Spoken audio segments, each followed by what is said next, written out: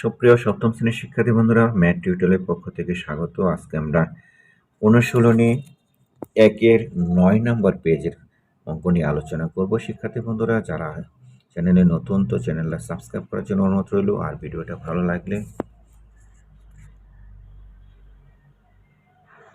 সুপ্রিয় সপ্তম শ্রেণীর শিক্ষার্থী বন্ধুরা, ম্যাথ টিউটোরিয়ালের পক্ষ থেকে স্বাগত। আজকে আমরা অনুশীলনী ১-এর সূচকের গল্পের ৯ নম্বর পেজ নিয়ে আলোচনা করব। শিক্ষার্থী বন্ধুরা, যারা চ্যানেলে নতুন, তো চ্যানেলে সাবস্ক্রাইব করার জন্য অনুরোধ রইল। আর ভিডিওটা ভালো লাগলে অবশ্যই লাইক দিবা এবং শেয়ার করবা। চলো দেখি শুরু করি। আমাদের এখানে বলছে সূচক নিয়ে কারিকুরি, অর্থাৎ সূচক নিয়ে কারিকুরি করতে হবে, সেটা আমাদের এখানে বলছে। আমরা একটি অদ্ভুত মহাকাশ যানের গল্প শুনি। অদ্ভুত কেন বলছি? কারণ এই মহাকাশ যানটির গতিবেগ সবসময় ৪ ভিত্তিতে হয়। অর্থাৎ ৪ ভিত্তিতে মানে এখানে কি বলছে, বেগটি প্রতি সেকেন্ডে ৪-এর কোনো না কোনো ধনাত্মক ঘাত হয়। অর্থাৎ ৪-এর পাওয়ারটা হবে সবসময় পজিটিভ, এটি এখানে বোঝাচ্ছে।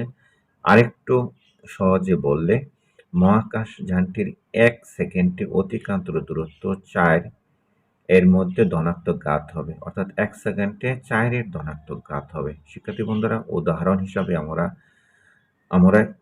৪-এর উপরে আমরা কি করতে পারি? ৪-এর উপরে আমাদের যেখানে ধনাত্মক ঘাত 2 চিন্তা করতে পারি। এক্ষেত্রে মহাকাশ যানটি প্রতি সেকেন্ডে চললে 4⁻² অর্থাৎ ২ মিটার দূরত্ব অতিক্রম করবে। তবে মনে রাখতে হবে, এই বেগটি কিছু নির্দিষ্ট নয়। এটি বাড়তে পারে, আবার কমতেও পারে। শুধু এতটুকু নিশ্চিত, বেগটি সর্বদাই ৪-এর ঘাত হবে, অর্থাৎ ৪-এর উপরে কোনো না কোনো পাওয়ার হবে। শিক্ষার্থী বন্ধুরা, চলো দেখি আরো ডিটেলস আমরা জানি। তো এখানে বলছে মহাকাশযানের চালক মহাকাশযানের মনিটরে বসে দেখতে পারেন সময়ের সাপেক্ষে এই মহাকাশযানটি কতটুকু দূরত্ব অতিক্রম করলো। কিন্তু মজার ব্যাপার হলো, সেই মনিটরে আবার সময়টিও ৪-এর ঘাত হিসাবে দেখা যায়। অর্থাৎ চালক চাইলে ২ সেকেন্ড পর পর অতিক্রম দূরত্ব দেখতে পারবেন না। তিনি ৪-এর উপরে ১ থাকবে, অর্থাৎ ৪-এর উপরে ঘাত কি থাকবে? ১ থাকবে। অর্থাৎ ৪ সেকেন্ড বা ৪-এর উপরে ২ ঘাত অথবা ১৬ সেকেন্ড, এরকম সময় ব্যবধানে বিমানের অতিক্রান্ত দূরত্ব দেখতে পারেন। অর্থাৎ ৪-এর উপরে যদি ঘাত ১ থাকে তাহলে দেখতে পাবেন, ৪-এর উপরে ঘাত ২ থাকলে সেটা দেখতে, অর্থাৎ ঘাত থাকলে তিনি ঘাতটা কমপ্লিট হলে তিনি দেখতে পাবেন। মনিটরের এই সময়ে ব্যাপারটি একটি ক্রম মেনে চলবে, অর্থাৎ ঘাতের ক্রমটা মেনে চলবে। যেমন চালক প্রথমে ৪-এর উপরে ১ ঘাত সেকেন্ড সময় ব্যবধানে অতিক্রান্ত দূরত্ব দেখতে পারেন। আবার ৪-এর উপরে ১ ঘাত সেকেন্ডের পর হতে পরবর্তী ৪-এর উপর ২ সেকেন্ডে মহাকাশযানটি কতটুকু দূরত্ব অতিক্রম করলো সেটি দেখতে পারেন। আবার ৪-এর উপরে ২ ঘাত 4 স্কয়ার সেকেন্ড হতে পরবর্তী ৪-এর উপরে ৩ ঘাত সেকেন্ডে অতিক্রান্ত দূরত্বটি দেখতে পারবেন। অর্থাৎ প্রতিটা পাওয়ার, অর্থাৎ আরো ইজিভাবে বোঝায়, ৪-এর উপরে ১ ঘাত দেখতে পারবেন, ৪-এর উপরে ২ ঘাত, ৪-এর উপরে উনি ৩ ঘাত। এই ঘাত যত কমপ্লিট হবে তত এভাবে তিনি চলবে, অর্থাৎ এভাবে তিনি দেখতে পারবেন। এইটুকু মনে রাখতে হবে। অর্থাৎ ৪-এর কখনো 4⁻² সেকেন্ডে পরে পরবর্তী 4⁻³ কতটুকু অতিক্রান্ত দূরত্ব দেখা যাবে না। একদিন মহাকাশযানটি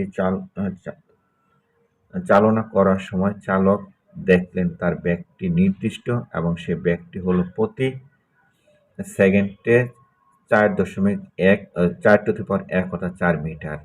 এটি বাড়ছেও না, কমছেও না। তিনি প্রথমে 4⁻1 সময় অতিক্রম করার পর তার অতিক্রান্ত দূরত্বটি দেখতে পেলেন। তিনি এর পরবর্তী ৪-এর উপরে 2 সেকেন্ড অতিক্রান্ত দূরত্বটি দেখার পর মহাকাশযানটি হঠাৎ একটি ঝাঁকুনি দিয়ে উঠল।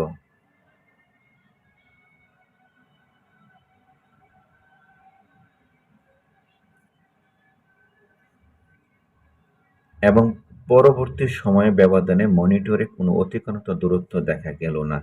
মহাকাশযানের চালক মুশকিলে পড়লেন, কারণ তার এই অতিক্রান্ত দূরত্বগুলো জানা জরুরি। তুমি কি জানেন চালকটি একটু সাহায্য করতে পারবে?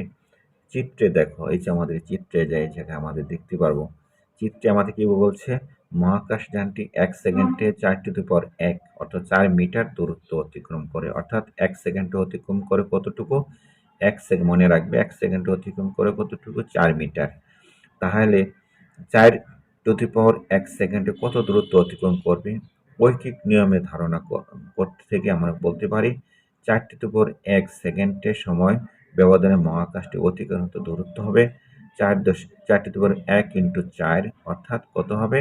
4 ইন্টু 4 অর্থাৎ 4 স্কোয়ার।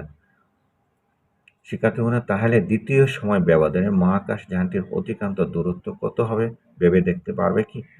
এখানে আমাদের কি বলছে, পরবর্তীতে যদি আমরা ভেবে দেখি তাহলে 4 স্কোয়ার হলো, তারপরে আমাদের এটা হবে 4 স্কোয়ার ইন্টু 4 সমান সমান 4 টু দি পাওয়ার 3 হবে। শিক্ষার্থী বন্ধুরা, এটা আমরা কিন্তু ভেবে দেখলাম এবং করেও ফেললাম। এখন পরে কি বলছে, মহাকাশযানটি 1 সেকেন্ডে অতিক্রম করে 4 টু দি পাওয়ার 1 অর্থাৎ 4 মিটার। 4 টু দি পাওয়ার 2, এই যে এখানে দেখো 4 টু দি পাওয়ার 2 সেকেন্ডে অতিক্রম করবে 4 টু দি পাওয়ার 2 ইন্টু 4, অর্থাৎ আমাদের কত ছিল? 4 ইন্টু 4 ইন্টু 4 অর্থাৎ 3 মিটার, যেটা আমি আগেই তোমাদেরকে দেখিয়েছি। শিক্ষার্থী বন্ধুরা, ছকে আংশিক পূরণ করা আছে, প্রয়োজনে নিচে এর খাতায় ছকটি পূরণ করো। চলো দেখি আমরা ছকটি পূরণ করবো এখন। দেখো, পরবর্তী দিন অতি জরুরি একটি কারণে চালককে আবার মহাকাশযানটি চালনা করতে হয়। ফলে মনিটরের ত্রুটি থেকেই যায়। তবে আগের দিন যেমন প্রথম দুটি সময় ব্যবধানে চালক তার অতিক্রান্ত দূরত্ব দেখতে পেয়েছিলেন, এই দিন শুধু প্রথম সময় ব্যবধানে তার অতিক্রান্ত দূরত্ব দেখতে পেলেন। আগে কয়টা দূরত্ব পেয়েছিলেন? দুটি সময়, মাথায় রাখতে হবে শিক্ষার্থী বন্ধুরা। আগে দুটি অতিক্রান্ত দূরত্ব সময় দেখতে পেয়েছিলেন, এখন পেয়েছিলেন তিনি একটা সময়ে, এবং বাকি সময় ব্যবধানে তার অতিক্রান্ত দূরত্ব দেখতে পেলেন না। আগে দুইটি সময় দেখতে পেয়েছিলেন, এখন একটি সময় দেখতে পেলেন, আরেকটি সময় দেখতে পেলেন না। এই দিন আরেকটা ভিন্নতা ছিল। কি ভিন্নতা ছিল সেটা দেখো। আগের দিনে যেমন প্রতি সেকেন্ড ব্যবধানে মহাকাশযানটির গতিবেগ একই ছিল, অর্থাৎ 4 ছিল। এই দিন কিন্তু তার মহাকাশযানের গতিবেগ প্রতিটা সময় ব্যবধানে ভিন্নতা হলো, অর্থাৎ চেঞ্জ হয়ে আসলো। কি হলো? সেদিন তার রকেটের সময় ব্যবধান ব্যাগ থেকে দেখা যায় প্রতি সেকেন্ড ব্যবধানে অতিক্রান্ত দূরত্বটি নির্ণয় করো, এবং তোমরা কি চালককে সাহায্য করতে পারবে সেটা আমরা করতে পারি কিনা দেখি। শিক্ষার্থী বন্ধুরা, এখন আমরা যেটা করব, নিচের ছকটি পূরণ করব এবং আমরা চালককে কি করব, সহযোগিতা করব যে তার ত্রুটিগুলো কোথায় আছে সেটা বের করার জন্য। চলো দেখি আমরা ছকটা করি। ছকে আমাদের এখানে যেটা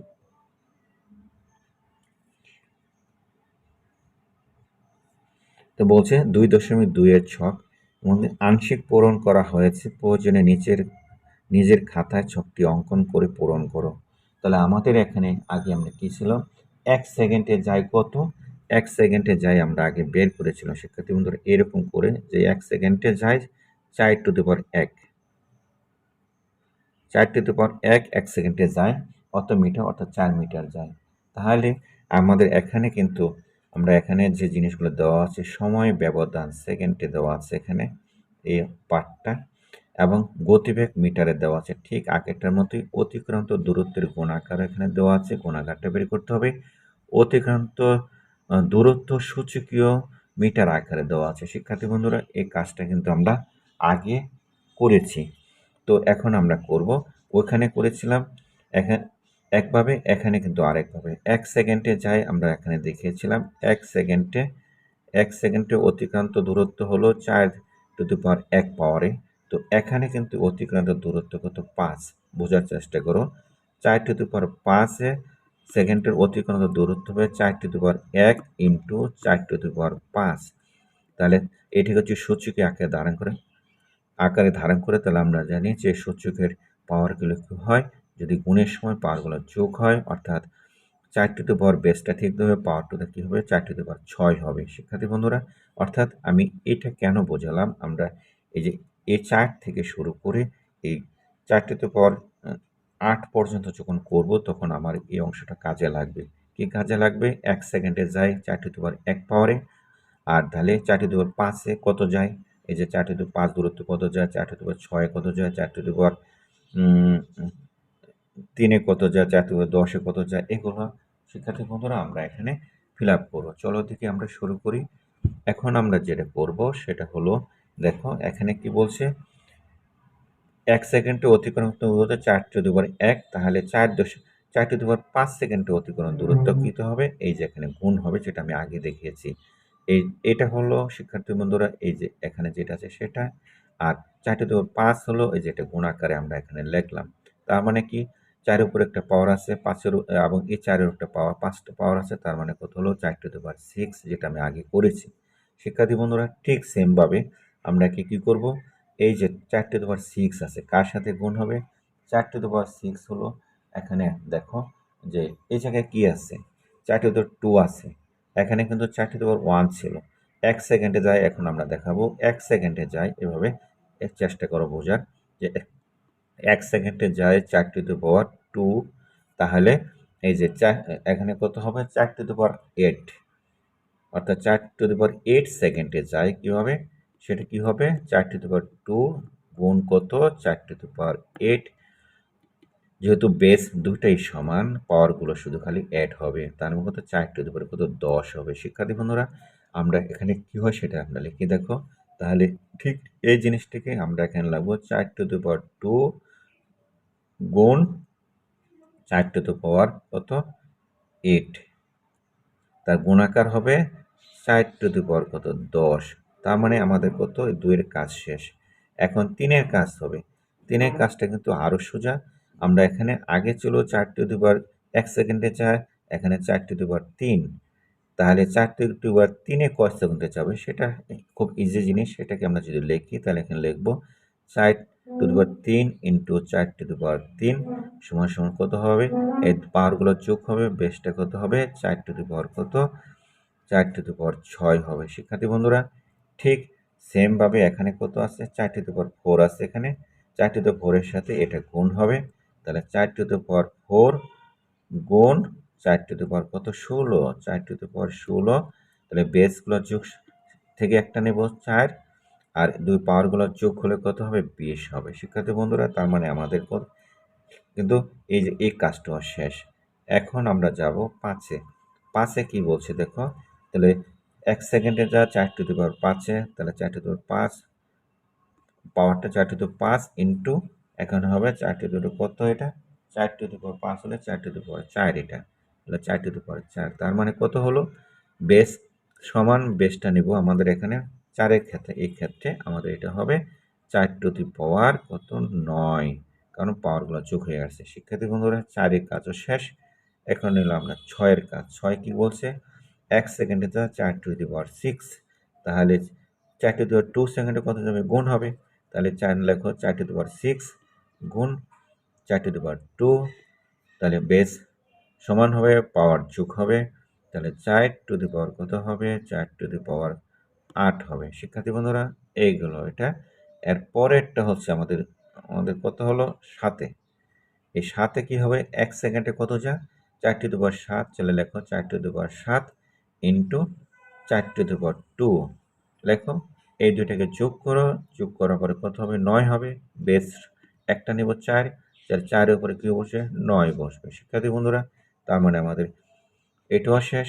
এবার হবে শেষেরটা 4^8, তাহলে 1 সেকেন্ডে যায় কত 4^8 সেকেন্ড, তাহলে 4 সেকেন্ড কত যাবে সেটা আমাদের দেখো। দেখো আমাদের এখানে কি লিখতে হবে, আমাদের এখানে হলো দেখো 4-এর উপরে আমরা কি করবো, 4 আমাদের এখানে কত 4^8, আর এখানে কত আছে 4 আছে, তার মানে কত হলো, এর উপরে 1 পাওয়ার আছে, তাহলে একটা হলো 9, এখানে 4 যা আছে তাই, তার মানে কত হলো 4^9। শিক্ষার্থী বন্ধুরা তার মানে আমরা কিন্তু এই ছকটা করে ফেললাম, আমার জায়গার স্বল্পতার কারণে আমি একটা একটা করে দেখালাম।